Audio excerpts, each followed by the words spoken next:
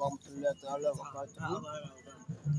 Yanzu za mu nuna muku yadda ake withdrawing domin mutane da yawa suna tambaya ya ake withdrawing, sannan kuma idan an yi withdrawing ɗin kuɗi adadin nawa ne suke zuwa.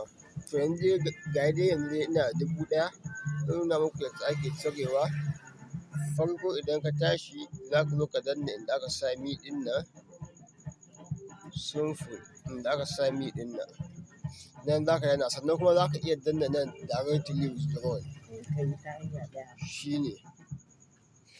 Yanzu za mu danna me ɗin, sai mu je my wallet, wannan kenan, sai ka danna ta,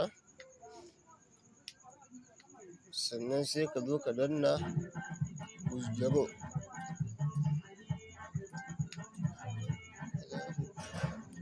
Already dama ka tabbatar da ka saka account ɗinka daidai, saboda ta nan za su ke tura maka da kuɗin shine. Sai ka sa adadin amount ɗin 1000 dama na ce da ku zan cire, sai ka danna withdraw, sai ka sa password ɗin. Password ɗin da aka sa shine password ɗin da kai creating da abun nan ɗinka. Ƙarshen mutum za mu danna OK. Ga nan ya sa mana operation success. Yanzu kawai za mu yi back ne.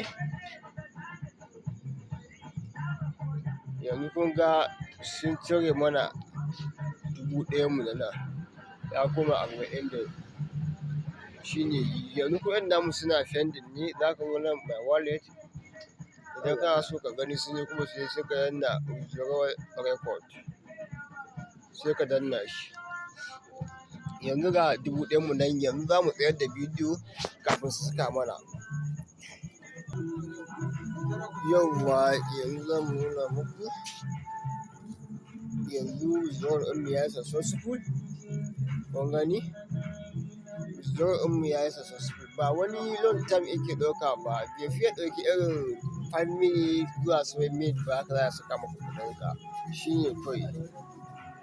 Allah ya sa mu dace.